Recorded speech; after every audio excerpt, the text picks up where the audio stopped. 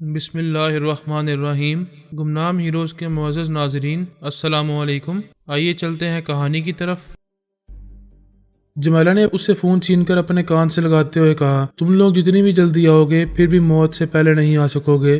تم لوگ 24 گھنٹوں بعد میرے ڈیڈی کو گولی مارنے والے تھے، اور میں کہتی ہوں صبح تک انہیں رہا نہ کیا گیا تو اس افسر کے بعد تم سب کی شامتیں آتی رہیں گی۔ Bad luck for you all. اس نے فون بند کیا، پھر اس کی گردن میں پوری طرح 5 انگلیوں کو پیوست کر کے ایک جھٹکے سے باہر کھینچا تو آدھی گردن کا گوشت باہر آ گیا، باقی آدھی گردن دوسرے شانے کی طرف ڈھلک گئی۔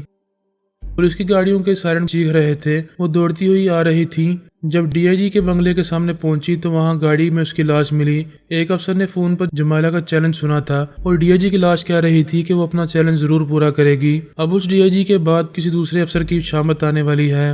تمام افسران نے ہنگامی اجلاس طلب کیا، وہاں مل بیٹھ کر سوچنے لگے، پریشان ہونے لگے۔ چند افسران بڑے عزم اور حوصلے سے کہہ رہے تھے کہ وہ جمیلہ کو ضرور گرفتار کریں گے، اس بار وہ جس افسر کی طرف بھی حملہ کرنے آئے گی بچ کر نہیں جائے گی۔ چند افسران خوفزدہ تھے، وہ کہہ رہے تھے، ہم نے ایک نہیں کئی بار اس کی غیر معمولی شیطانی قوتوں کا تماشا دیکھا ہے۔ ایک افسر نے کہا، وہ کم وقت کہتی ہے کہ جادو نہیں جانتی جبکہ شیطان کی خالہ ہے، خطرناک جادوگرنی ہے۔ جب تک روپوش رہے گی تب تک نہ ہم اسے گرفتار کر سکیں گے اور نہ ہی جادو کرنے سے اسے باز رکھ سکیں گے۔ ایک اعلیٰ افسر نے کہا، اسے ایسی شیطانی حرکتوں سے باز رکھنے کے لیے ہی ہم سب کہہ رہے ہیں کہ اس کے چیلنج سے خوفزدہ نہیں ہونا چاہیے۔ وہ ہم میں سے کسی دوسرے افسر پر حملہ کرے گی، ہم سب محتاط رہیں گے اور صبح ہونے سے پہلے اسے ضرور گرفتار کر لیں گے۔ جو افسران اجلاس میں شریک نہیں ہو سکے تھے انہیں بھی فون کے ذریعے خبردار کیا گیا کہ وہ محتاط رہیں اور مسلح سپاہیوں کو اپنے ساتھ رکھیں۔ ان کا ناک کٹا آئی جی اسپتال میں پڑا ہوا تھا، اس کی جگہ ایک دوسرے اعلیٰ افسر کو قائم مقام آئی جی بنایا گیا تھا۔ اس وقت وہ ایک میٹرنٹی ہوم میں تھا، وہاں اس کی بیوی بچے کو جنم دینے والی تھی لیکن بڑی تکلیف میں مبتلا تھی۔ کتنے ہی ڈاکٹر اسے اٹینڈ کر رہے تھے لیکن اس کی تکلیف سمجھ میں نہیں آ رہی تھی۔ سبھی کہہ رہے تھے کہ ڈلیوری بہت مشکل ہوگی، یہ بچے کو جنم نہیں دے سکے گی۔ تمام ڈاکٹروں نے متفقہ طور پر فیصلہ کیا کہ اسے بے ہوش کر کے آپریشن کیا جائے، تبھی اس ماں بننے والی کی جان بچ سکے گی۔ ایسے وقت جمیلہ چھڑی ٹیکتی ہوئی کمر جھکائے وہاں پہنچی، قائم مقام آئی جی کو دیکھ کر بولی، میں یہاں اپنی ایک عزیزہ سے ملنے آئی تھی، پتہ چلا تمہاری وائف بہت تکلیف میں مبتلا ہے۔ میں تکلیف سے نجات دلانے کا ایک عمل جانتی ہوں، ابھی اسے آرام آ جائے گا۔ وہ دھیرے دھیرے چلتی ہوئی اس کی بیوی کے پاس آئی، وہ تکلیف سے دوری ہو رہی تھی۔ جمیلہ نے اپنا ایک ہاتھ اس کے پیٹ پر رکھا، چند سیکنڈ کے بعد ہی اس کی تکلیف کم ہونے لگی، اسے آرام پہنچنے لگا۔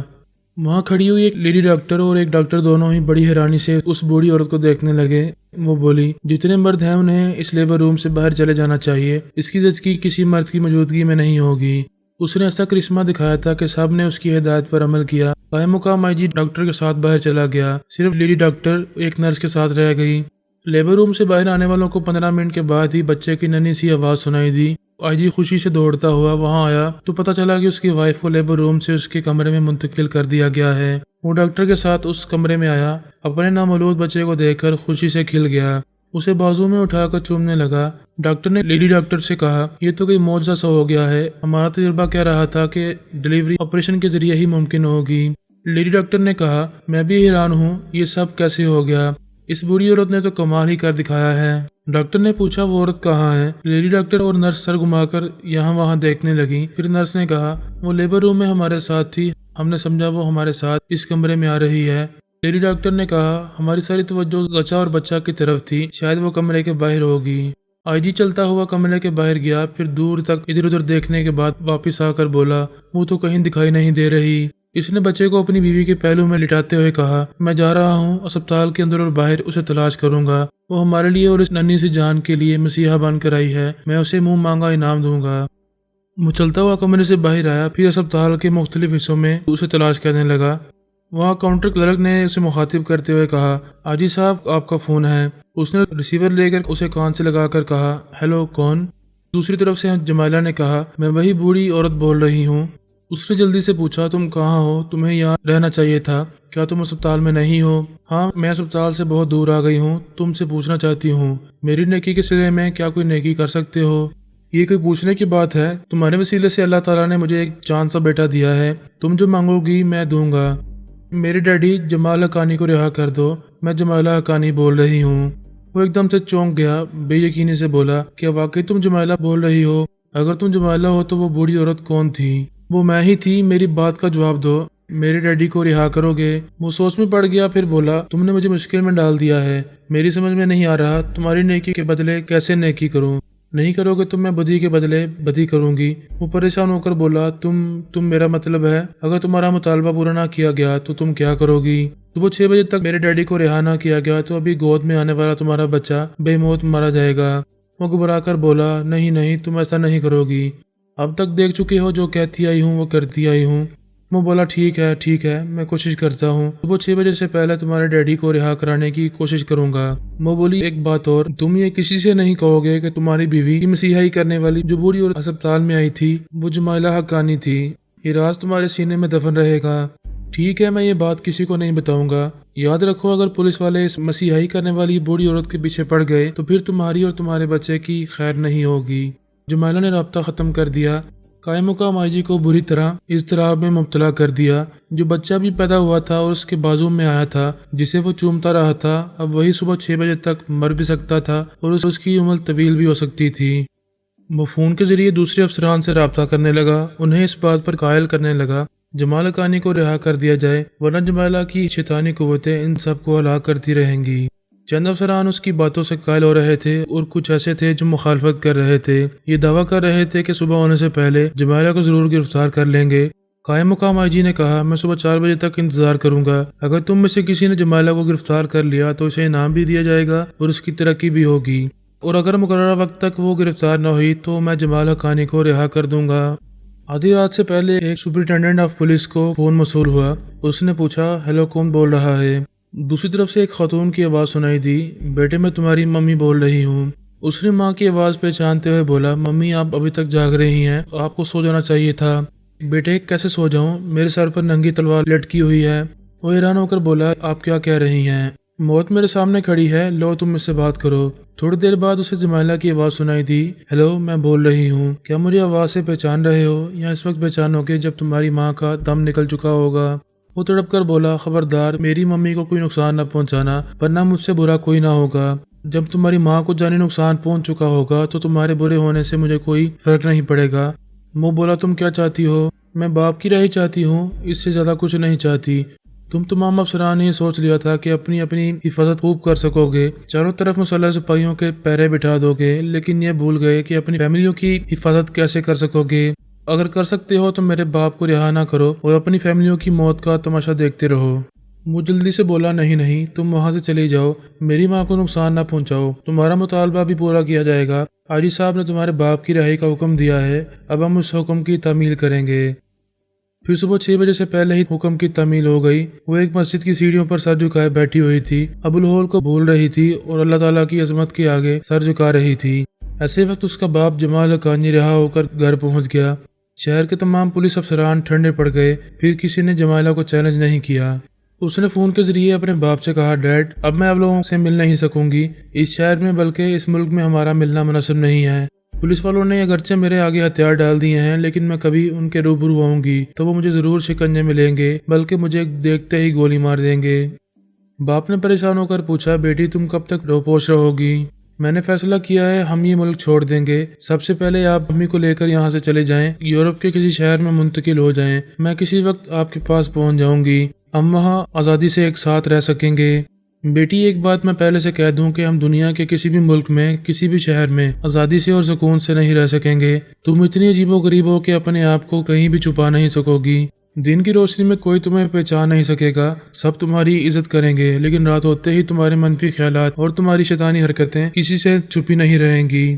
ڈیڈ میں ہمیشہ ایسا نہیں کرتی ہوں، جب کوئی مجھے مجبور کرتا ہے مجھے غصہ دلاتا ہے تب بھی میں نیگیٹو ہو جاتی ہوں، ورنہ ہمیشہ نارمل رہنے کی کوشش کرتی ہوں۔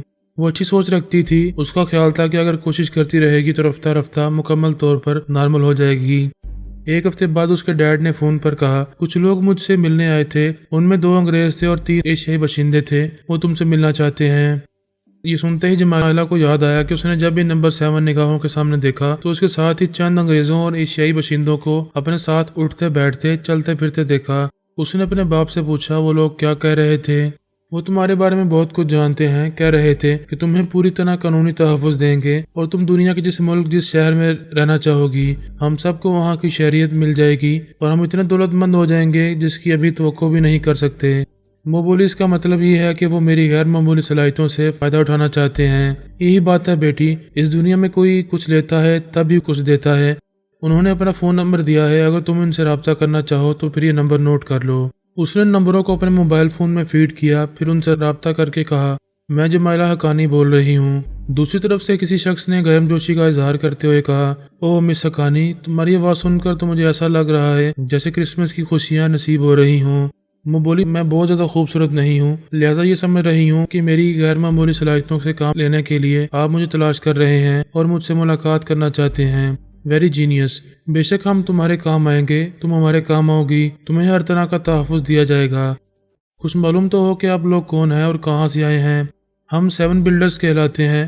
یہ سنتے ہی نمبر 7 کا بڑا سا عدد جمائلہ کی آنکھوں کے سامنے آ گیا، دماغ میں سرگوشی ابھرنے لگی۔ نمبر 7، لکی 7۔ وہ کہہ رہا تھا ہماری ایک خفیہ تنظیم ہے، یہ تنظیم اتنی طاقتور ہے کہ امریکہ کی FBI ہمارے زیر اثر رہتی ہے اور دنیا کے تمام حصوں میں امریکی CIA والے ہماری مدد کے محتاج رہتے ہیں۔ وہ ہمارے کام آتے ہیں، ہم ان کے کام آتے ہیں۔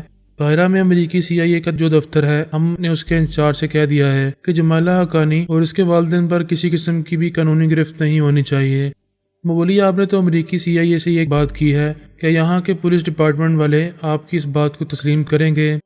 ان کے باپ بھی تسلیم کریں گے۔ اب تمہیں روپوش نہیں رہنا چاہیے، تم سوچ بھی نہیں سکتی کہ ہماری دوستی تمہیں کہاں سے کہاں پہنچا سکتی ہے۔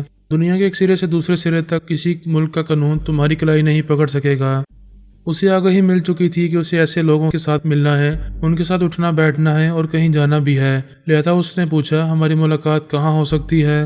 ابھی PC کی وزٹرز لابی میں چلی آؤ، ہم انتظار کر رہے ہیں۔ ٹھیک ہے، میں 1 گھنٹے میں پہنچ رہی ہوں۔ وہ کسی پر بھروسہ نہیں کرتی تھی، لیکن جو آگاہی ملتی تھی اس پر مکمل بھروسہ کرتی تھی۔ اس آگاہی نے یقین دلایا تھا کہ نمبر 7 سے اسے کوئی نقصان نہیں پہنچے گا، لہٰذا وہ پورے یقین کے ساتھ 1 گھنٹے بعد چھڑی ٹیکتی ہوئی ہوٹل پرل کی وزٹرز لابی میں پہنچ گئی۔ وہاں ہوٹل میں آنے جانے والے اور لابی میں بیٹھنے والے کتنے ہی لوگ تھے، لیکن ان میں 2 انگریز اور 3 ایشیائی باشندے تھے۔ انہیں دیکھتے ہی آگاہی کی اسکرین پر دکھائی دینے والا ایک ایک چہرہ یاد آ گیا۔ وہ وہی افراد تھے۔ وہ ان کے درمیان آ کر بیٹھ گئی۔ انہوں نے اسے سوالی نظروں سے دیکھا۔ وہ مسکرا کر بولی میں جمائلہ حقانی ہوں۔ وہ سب چونک گئے، بے یقینی سے اسے دیکھنے لگے۔ ان میں سے ایک نے کہا ہماری معلومات کے مطابق جمائلہ حقانی 16 یا 17 برس کی دوشیزہ ہے۔ بے شک میں 16 برس کی ہو چکی ہوں، اب 17ویں برس میں ہوں۔ یہ میرے میک اپ اور گیٹ اپ کا کمال ہے کہ مکمل بوڑھی دکھائی دے رہی ہوں۔ دوسرے نے کہا ہماری معلومات کے مطابق تم سامنے والوں کی آنکھیں اور چہرے پڑھ لیتی ہو، کیا اپنی صلاحیتوں کا مظاہرہ کرو گی؟ جمائلہ نے ایک انگریز سے پوچھا آپ کا نام کیا ہے؟ اس نے کہا میرا نام بیری ہنٹ ہے۔ وہ بولی مسٹر ہنٹ، آپ کی آنکھیں کہہ رہی ہیں کہ آپ بہت ہی شاطر ہیں، بڑی زبردست منصوبہ بندی کرتے ہیں، اور آپ کی آنکھوں کا اطمینان کہہ رہا ہے کہ آپ کو بہت کم ناکامی کا سامنا ہوتا ہے، ورنہ کامیابیاں آپ کا مقدر بنتی رہتی ہیں۔ اس نے پوچھا اور کچھ؟ آپ کا چہرہ اور یہ دونوں جبڑے بتا رہے ہیں کہ آپ بہت ہی شفاق اور بے رحم ہیں، اپنے کام کے لوگوں کی قدر کرتے ہیں، اور جو کام آتے آتے ناکارہ ہو جائیں تو آپ ان کے پچھلے تمام کارناموں کو بھلا کر انہیں دودھ کی مکھی کی طرح اپنی زندگی سے نکال پھینکتے ہیں۔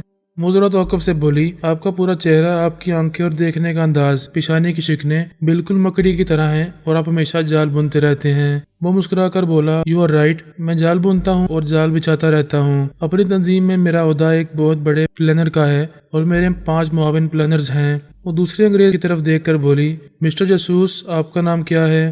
میرا نام ماؤس مرکر ہے۔ بائی دا وے، تم نے مجھے جاسوس کیوں کہا؟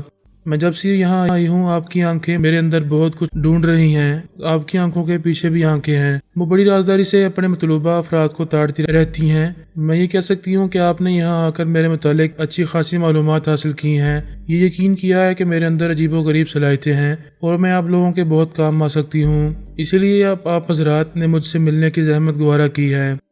پھر وہ تیسرے شخص کی طرف دیکھتے ہوئے بولی آپ صورت شکل سے ایشیائی دکھائی دیتے ہیں، مشرق بعید کے ملک چائنا سے آپ کا تعلق ہوگا۔ وہ اس بات میں ساری لا کر بولا تم درست کہہ رہی ہو، میرا نام زو کوم ہے، میں ہانگ کانگ کے شمالی پہاڑی علاقے کا باشندہ ہوں، آج کل یورپ کے ایک شہر میں رہتا ہوں۔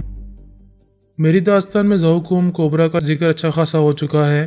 وہ اپنی بیوی اینجی سے بہت محبت کرتا تھا۔ اس نے اینجی سے وعدہ کیا تھا کہ کبھی فرہاد علی تیمور کے خلاف محاذرہ ہی نہیں کرے گا۔ تب سے وہ ٹیلی پیتھی کی دنیا سے بالکل ہی گم ہو گیا تھا اور خاموشی سے زندگی گزار رہا تھا۔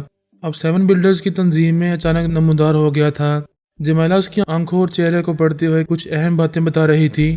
پھر اس نے چوتھے شخص کو دیکھتے ہوئے کہا آپ بھی ایشیائی ہیں، آپ کا تعلق یقیناً تھائی لینڈ، فلپائن یا انڈونیشیا سے ہے۔ وہ اس بات میں سر ہلا کر بولا میں انڈونیشیا کا رہنے والا ہوں اور میرا نام محمد دابی ہے۔ میری داستان میں محمد دابی کا اچھا خاصا ذکر ہو چکا ہے۔ ابھی وہ ٹیرر سپلائز تنظیم سے تعلق رکھتا تھا۔ اس تنظیم میں اور 2 ٹیلی پیتھی جانے والے تھے جو ہمارے ہاتھوں مارے گئے تھے۔ اس کے بعد محمد دابی ہمارے خوف سے روپوش ہو گیا تھا۔ جمالہ اس کی آنکھوں اور چہرے کو پڑھ کر کچھ اہم باتیں بتا رہی تھی اور اسے یہ بھی بتایا جا رہا تھا کہ زہوکوم کوبرا اور محمد دابی ٹیلی پیتھی جانتے ہیں۔ 5واں شخص بھی ایشیائی تھا، وہ انڈیا کا رہنے والا تھا اور سب اسے گوتم نارائن کہتے تھے۔ اس کی آنکھوں میں کمال کی کشش تھی۔ جمالہ نے اسے دیکھتے ہوئے کہا آپ ہپنوٹزم کے ماہر ہیں، اپنی باتوں سے اور اپنے حسن سلوک سے کسی کو بھی اپنی طرف مائل کر لیتے ہیں، پھر اسے ترمیمی عمل کے ذریعے اپنا معمول اور تابع دار بنا لیتے ہیں۔ گوتم نارائن نے کہا مجھے اس بات کا ہمیشہ دعویٰ رہا ہے کہ میں ایک ہی نظر میں اپنے سامنے والوں کو تسخیر کر لیتا ہوں، کم از کم انہیں اپنی شخصیت سے متاثر کر دیتا ہوں۔ لیکن بڑی دیر سے تمہیں دیکھ رہا ہوں، تم نے کئی بار مجھ سے آنکھیں بھی ملائیں، مجھے کہنا پڑتا ہے کہ میری زندگی میں تم پہلی لڑکی ہو جسے میں متاثر کرنے میں ناکام رہا ہوں۔ جمالہ نے ان سب کو دیکھتے ہوئے پوچھا کیا اب آپ لوگ مطمئن ہیں کہ میں جمالہ حقانی ہوں؟ بیری ہنٹ نے کہا بے شک تم جمالہ ہو، اب تک ہم سب کے بارے میں درست باتیں بتاتی رہی ہو، اب اپنے بارے میں بتاؤ، تم عجیب و غریب کیوں ہو، کیسے ہو، کیا تم نے پراسرار علوم سیکھے ہیں؟ اس نے انکار میں سر ہلا کر کہا میں نے کوئی پراسرار علم نہیں سیکھا، نہ ہی کالا جادو جانتی ہوں۔ بچپن میں میرے والدین، محلے پڑوس والے، اسکول کے بچے اور سازہ وغیرہ سب بھی مجھے عجیب و غریب کہا کرتے تھے۔ اسکول میں کسی کی کتاب، کاپی یا پینسل گم ہو جاتی تو میں کسی نہ کسی طالب علم کا چہرہ پڑھ کر بتا دیتی تھی کہ چوری اس نے کی ہے۔ وہ ذرا چپ ہوئی، پھر بولی یہ میک اپ اور گیٹ اپ کا ہنر بھی میں نے کسی سے نہیں سیکھا، پہلی بار ایسا میک اپ کیا ہے اور کامیاب رہی ہوں۔ اگر میں کسی شخص تک پہنچنا چاہوں اور مجھے یہ معلوم نہ ہو کہ وہ مطلوبہ شخص کہاں ملے گا تو بھی میں وہاں خود بخود پہنچ جاتی ہوں۔ مجھے بچپن میں ایک سانپ نے کاٹا تھا، یہ کہہ کر وہ چپ ہو گئی۔ گوتم نارائن نے پوچھا پھر کیا ہوا؟ وہ سانپ بہت زہریلا تھا، مجھے مر جانا چاہیے تھا، لیکن وہ ڈسنے والا مر گیا۔ سبھی چونک کر اسے یوں تکنے لگے جیسے اندر سے محتاط ہو گئے ہوں۔ اس نے مسکرا کر پوچھا کیا ہوا؟ میں بہت خطرناک ہوں نا؟ ویسے آپ یہ کہہ چکے ہیں کہ آپ کی تنظیم بھی بہت خطرناک ہے، مجھے یہاں نہیں آنا چاہیے تھا، لیکن مجھے آگہی مل چکی ہے کہ یہاں مجھے کوئی نقصان نہیں پہنچے گا بلکہ توقع سے زیادہ ترقی اور خوشحالی ملے گی۔ بیری ہنٹ نے مسکراتے ہوئے پوچھا کیا یہ آگہی غلط نہیں ہو سکتی؟ کیا ہم سے دھوکہ نہیں ہوگا؟ وہ انکار میں سر ہلا کر بولی نہیں، اگر دھوکہ ہوا تو نقصان آپ سب اٹھائیں گے اور میں مکھن کے بال کی طرح یہاں سے نکل جاؤں گی۔ آزمائش شرط ہے، ہم تمہیں آزمائیں گے، ذرا مختلف انداز میں آزمائیں گے۔ تم نے ابھی کہا ہے کہ تم کسی بھی مطلوبہ شخص کو نہ جاننے کے باوجود اس کے پاس پہنچ جاتی ہو۔ آگے نہ بولو، میں سمجھ گئی، تم چاہتی ہو میں تمہاری کسی مطلوبہ ہستی تک پہنچ کر دکھاؤں۔ وہ مسکراتے ہوئے بولا ویری جینیس، ہماری ایک اور ٹیلی پیتھی جاننے والی ہے، وہ ہمارے ساتھ نہیں آئی، کہیں چلی گئی ہے، ہم چاہتے ہیں تم اس کے پاس پہنچو۔ جمالہ نے کہا اگر وہ دوست ہے تو ابھی دن کی روشنی میں اسے ڈھونڈ لاؤں گی، اور اگر دشمن ہے تو رات کی تاریکی میں اس کا کلیجہ نوچ کر آپ کے سامنے رکھ دوں گی۔ وہ ہاتھ اٹھا کر بولا نو نو، وہ دشمن نہیں ہے، دوست ہے۔ تو پھر اس کی کوئی تصویر دکھاؤ، تصویر نہ ہو تو یہ بتاؤ وہ کون سی خوشبو استعمال کرتی ہے، یا پھر فون پر یا کسی ریکارڈر پر مجھے اس کی آواز سنا دو، اس سے تعلق رکھنے والا کوئی اشارہ ملے گا تو میں وہاں پہنچ جاؤں گی۔ اگر کوئی دشمن تم پر حملہ کرنا چاہے اور تم اسے نہیں جانتی ہو تو کیا تم بے خبری میں ماری جاؤ گی؟ وہ انکار میں سر ہلا کر بولی ایسے وقت میرے دماغ میں خطرے کا الارم بجنے لگتا ہے، میں آگہی کی اسکرین پر اس انجانے دشمن کو دیکھ لیتی ہوں۔ بیری ہنٹ نے ایک تصویر نکال کر اس کی طرف بڑھائی، پھر کہا یہ ٹیلی پیتھی جانتی ہے، اس کا نام کرونا ہے۔ کرونا کا ذکر بھی میری داستان میں ایک عرصے تک ہوتا رہا ہے۔ وہ کبھی پارس کے ساتھ رہی، کبھی راسپوٹن کے ساتھ رہی، وولپا کی طرح کسی ملک کی حکمران بن کر ٹیلی پیتھی کے ذریعے حکومت کرنا چاہتی تھی، لیکن ناکام ہونے کے بعد اچانک کہیں گم ہو گئی تھی اور گمنامی کی زندگی گزارنے لگی تھی۔ زہوکوم کوبرا، محمد دابی اور کرونا تینوں ہی ناکام ٹیلی پیتھی جانے والے تھے۔ ناکامی کی وجہ یہ تھی کہ وہ غلط فیصلے کرتے تھے اور غلط منصوبے بناتے تھے۔ اب وہ تینوں ایک ایسی مستحکم اور منصوبہ ساز تنظیم میں پہنچ گئے تھے جہاں بیری ہنٹ جیسے زبردست منصوبہ ساز تھے، وہاں وہ تینوں ٹیلی پیتھی جانے والے اس سے صحیح پلاننگ کے زاویے اور اصول سیکھ رہے تھے۔ جمالہ نے کرونا کی تصویر پر ایک نگاہ ڈالی، اسے دیکھا، چشم زدن میں دماغ کی اسکرین پر ایک بند کمرہ دکھائی دیا، پھر اس کمرے کا دروازہ دکھائی دیا۔ وہ بیری ہنٹ کو تصویر واپس کرتے ہوئے بولی میں بھی اسے لے کر آتی ہوں۔ وہ بیرونی دروازے کی طرف جانے لگی۔ سیون بلڈر کے جاسوس ماؤس مرکر نے پوچھا ہمیں کتنی دیر انتظار کرنا ہوگا؟ وہ بولی کچھ زیادہ نہیں، میں آدھے گھنٹے کے اندر آ جاؤں گی۔ وہ ان کے درمیان سے گزرتی ہوئی ہوٹل کے باہر چلی گئی۔ بیری ہنٹ اور موس مرکر نے مسکرا کر ایک دوسرے کو دیکھا۔ وہ تینوں اشیائی بھی طنزیہ انداز میں مسکرا رہے تھے۔ پھر ایک نے ہنستے ہوئے کہا، کرونا ہوٹل میں اپنے کمرے کے اندر ہے اور وہ ہوٹل کے باہر اسے تلاش کرنے گئی ہے۔ بیری ہنٹ نے کہا، اب تک تو وہ اپنی باتوں سے اور اپنے عمل سے متاثر کرتی رہی تھی۔ ہماری آنکھیں اور چہرے بڑھ کر بالکل درست باتیں بتاتی رہی تھی، لیکن ہماری پہلی آزمائش میں ہی مات کھانے والی ہے۔